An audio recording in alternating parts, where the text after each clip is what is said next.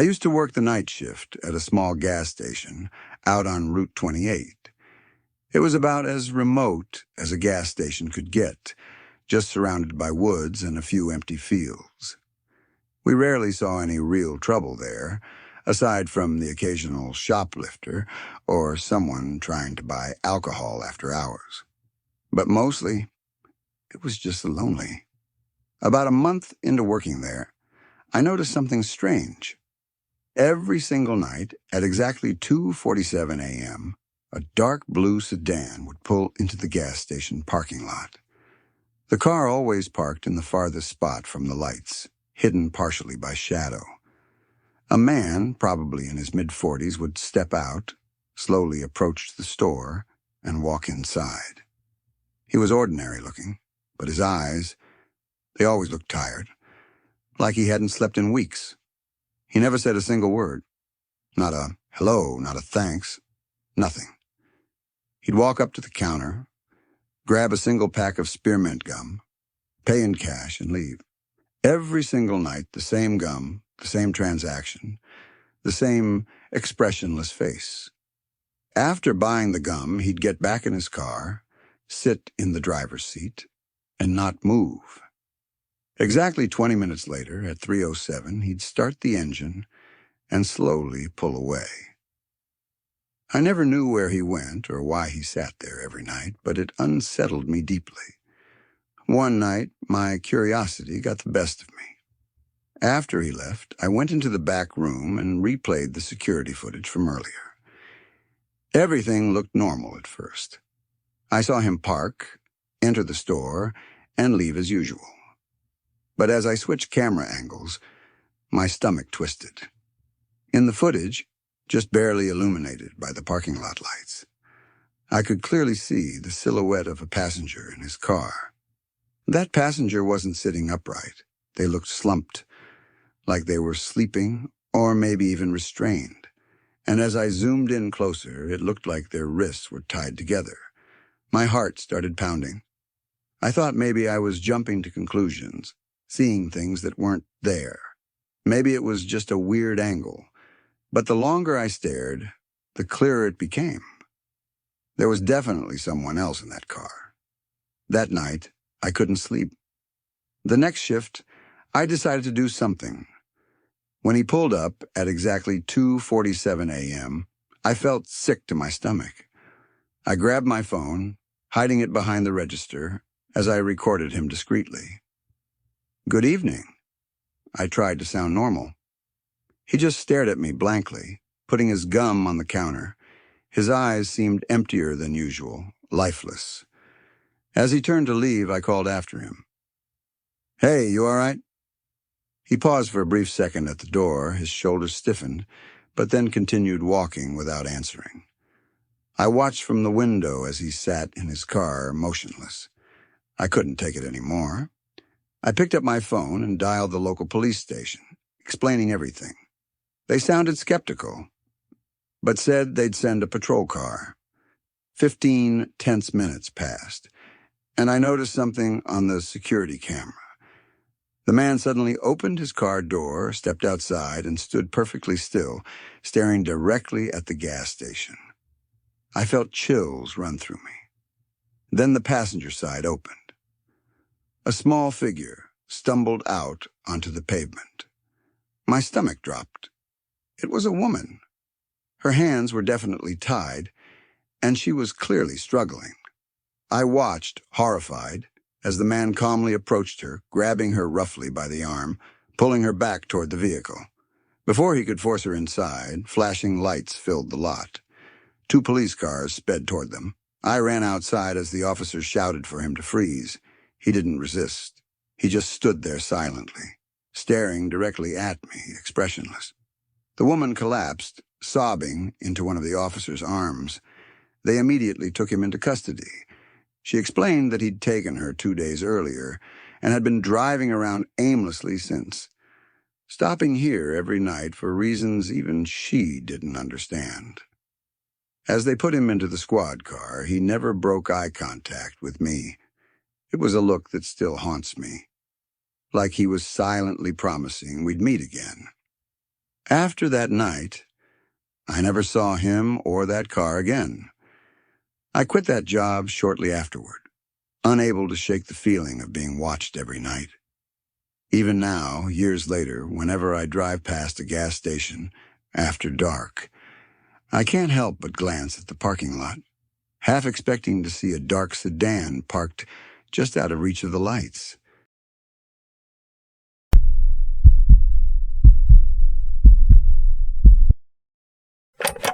I worked at a small gas station right outside my hometown.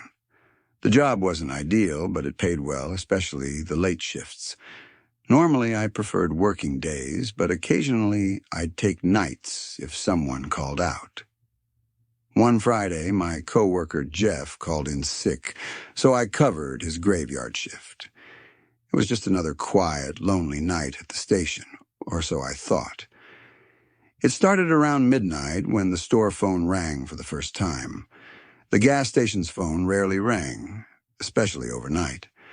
I picked up, expecting it to be Jeff checking in, maybe thanking me for covering.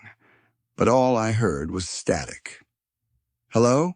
I said again, thinking it might be a bad connection. Nothing, just quiet, crackling on the line.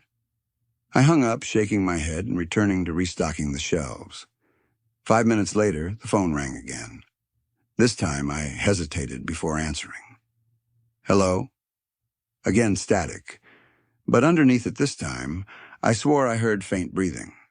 Uneasy, I quickly hung up. I was telling myself it was probably just a prank call when it rang a third time. Louder, more insistent. I picked it up sharply. "Hey, stop calling here, all right?" No response, just a slow breath followed by silence. Frustrated and slightly creeped out, I looked down at the caller ID. A chill ran down my spine. The calls were coming from Jeff's home phone number. I immediately tried calling Jeff's cell phone, but it went straight to voicemail. I texted him, "Hey man, your home number keeps calling the store. Everything okay?" No response. By now I was getting worried. Jeff lived alone about 10 minutes from the gas station. The store was empty, so I stepped outside for some fresh air, my eyes nervously scanning the dark road. Everything seemed quiet. Returning inside, the phone started ringing again. Shaking slightly, I answered. "Jeff, is that you? Please say something." Static. Then, barely audible, a strained whisper. "Help." My blood ran cold. "Jeff? What's going on? Are you okay?" Silence. The line went dead. I immediately called our manager, explaining the strange calls from Jeff's number. He sounded confused. "That's not possible," my manager said quietly. "Jeff's in the hospital. Someone attacked him at his house tonight. His neighbor found him unconscious an hour ago. I thought you knew." My heart stopped. "What? Who attacked him?" "I don't know," he said gravely. "But the neighbors said Jeff kept saying something about the gas station, that the guy who attacked him claimed he worked there. Be careful, okay? Lock the doors. I'll call the police right now." As I hung up, I felt suddenly exposed. Alone, vulnerable, I hurriedly locked the doors and scanned the dark lot. The road outside was empty, except for the faint outline of trees. Minutes dragged by, each feeling longer than the last. Every shadow outside suddenly seemed sinister. Then, headlights appeared in the distance, pulling slowly toward the station. My heart skipped. Maybe the police had arrived. But instead of the flashing lights of a police car, it was just an old, battered truck. It slowly circled the parking lot twice before pulling into a far corner, headlights off, engine idling quietly. I backed away from the window, grabbing my phone to call 911 myself. But as I dialed, the phone line crackled, suddenly going dead. No dial tone, no signal. Someone had cut the line. My chest tightened with panic. I peered out again, noticing the driver's door open. A figure stepped out, his face shadowed by the darkness, his movements slow. deliberate. He moved toward the gas station entrance, stopping just beyond the edge of the light. I held my breath, watching him through the window, terrified he might hear my heart racing. For several agonizing seconds, he just stood there, motionless. Then, very slowly, he raised his hand, waving gently toward me. A slow, unsettling gesture. "Let me in," he said calmly, his voice muffled slightly by the glass. "I just want to talk."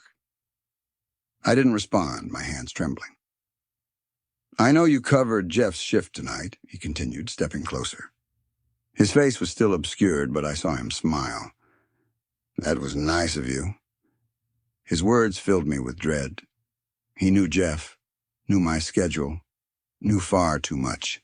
He pressed against the glass, voice turning colder. "Open the door. Now." I backed up further, my mind racing. Behind him, the headlights of a police car finally filled the lot. The man noticed them immediately, turning sharply toward the approaching lights. In that instant, he looked back at me one last time, smiling eerily. "We'll finish this later," he mouthed silently, slipping quickly into the shadows. Officers rushed to the door seconds later. Shaking, I unlocked it, nearly collapsing in relief. I told them everything about Jeff, the calls, and the man who'd just disappeared. They took down my report, searched the area, but found no one. Whoever he was, he'd vanished into the night. Later, I learned Jeff survived. He told police the attacker had indeed claimed to be an employee at the gas station, specifically targeting him for reasons Jeff couldn't explain. We both quit shortly after that night. Neither of us ever figured out who the man was or why he'd fixated on the station or its employees. But I know one thing for certain. He'd been watching us, waiting for the right moment, and sometimes, late at night, I still wonder if he's out there, quietly observing someone else, ready to finish whatever it was he started.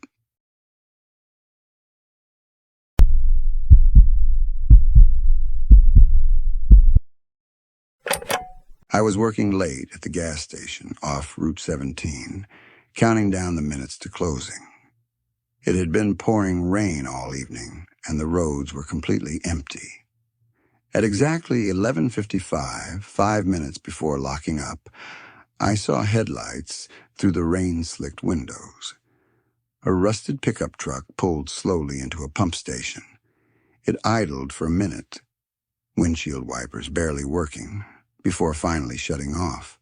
The door swung open, and a man stepped out, stumbling slightly as if exhausted. He walked toward the store entrance, head bowed, clothes drenched. I noticed immediately something felt off. His movement stiff, hesitant, almost robotic. He opened the door and stepped inside without meeting my eyes. "Hey," I said softly, trying not to sound nervous. He didn't reply, just drifted silently between the aisles. Minutes ticked by, painfully slowly. I checked the clock, 11:59. I wanted nothing more than to lock the door and leave, but I couldn't just kick him out. Finally, the man shuffled to the counter, placing a bottle of water on it.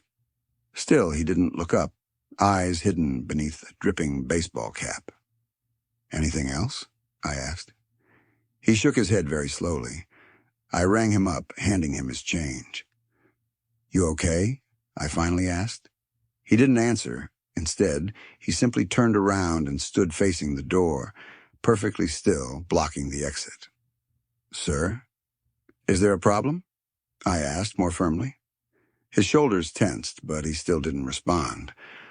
Uncomfortable, I excused myself briefly to restock some supplies in the back room, hoping he'd leave while I was gone. In the back, I checked the security monitors anxiously. My heart froze. The man hadn't left. He was still standing in front of the door, but now he faced directly into the camera above him. He was mouthing something repeatedly, urgently, staring into the lens with wide, unblinking eyes. I couldn't quite make out what he was saying, but the intensity sent chills racing down my spine. I took a deep breath and stepped cautiously out of the back room. "Hey," I called shakily. "I'm about to close." He spun around suddenly, startling me. His expression was hollow, frightened. "Please," he whispered, his voice trembling. "Don't make me leave." My throat tightened. "What's going on?" His eyes darted nervously toward the parking lot. "He's out there. Waiting. Please, don't send me out there." "Who?" "The man who was following me," he said softly, almost inaudibly. "I saw his car miles back, just tailing me. I thought I'd lost him, but when I stopped here, he passed, then circled back. He's watching from somewhere outside." I stared at him, fear crawling up my spine. Glancing through the windows, all I saw was darkness and rain. But the desperation in his voice felt real enough. "Did you call the police?" I asked. "My phone's dead," he muttered. "Can you?" Hands trembling, I reached for the store phone. But when I lifted the receiver, silence. No dial tone. "He must have cut the line," he whispered, voice cracking. I took out my own phone. No signal. The storm must have knocked it out. We were trapped. Suddenly, through the pounding rain, headlights flooded the store windows again. My blood ran cold as a dark sedan slowly crept into the parking lot. Its headlights dimmed. "It's him!" the man gasped, shrinking back against the counter. We watched, frozen, as the car parked directly facing the store. No one stepped out. It just sat there, idling, engine humming quietly, headlights glaring through the storm. "What does he want?" I whispered. He didn't answer, just stared in terror. After what felt like hours, the sedan's engine cut off, leaving silence except for the rain drumming on the roof. The driver's door swung open. A tall, dark figure stepped out slowly, calmly, holding something I couldn't quite see. He started walking directly toward the store, his pace measured and deliberate. Panicking, I ran to the door and quickly locked it, backing away as he approached. The man inside with me backed further into the shadows, whimpering quietly. The figure outside stopped just inches from the glass, staring through at me. His face was partially hidden, but his eyes, wide, bright, and unnaturally calm, seemed to pierce right through me. He raised his hand and pressed a single fingertip gently against the glass, drawing something, a slow, deliberate circle. My stomach twisted. Then, calmly, he stepped back into the rain and walked around to the side of the building, disappearing from view. Silence again. "We can't stay here," the customer whispered desperately. "We have to run for it." "Where would we even go?" I asked, but before I could finish, we heard a faint sound from behind the building, metal scraping against concrete. He was trying the back door. "Now," the customer hissed. We bolted through the front door into the storm, sprinting toward his truck. He yanked the driver's door open, fumbling desperately for his keys. But then he stopped, frozen. I followed his gaze into the truck's cabin, and my heart nearly stopped. There, neatly placed on his driver's seat, was a folded piece of paper. Shaking, he opened it. Scrawled inside were 2 words. "Nice try." We turned slowly, horror washing over us. The figure was standing near the store entrance, watching calmly, a faint smile visible even through the storm. Headlights appeared in the distance just then, cutting through the rain. Another vehicle pulled into the lot, a police car. The man quickly slipped back behind the building, vanishing again into the darkness. The officer listened to our panicked explanations, searching the premises thoroughly, but found no trace of anyone. Whoever he was, he'd simply disappeared. The stranger left quickly afterward, refusing to give a statement. I never saw him again, and I never found out who that other figure was, or what he wanted. But now, whenever rain falls late at night, my pulse quickens. I find myself staring anxiously through dark windows, wondering if he's still out there, waiting, watching, patiently preparing for his next move.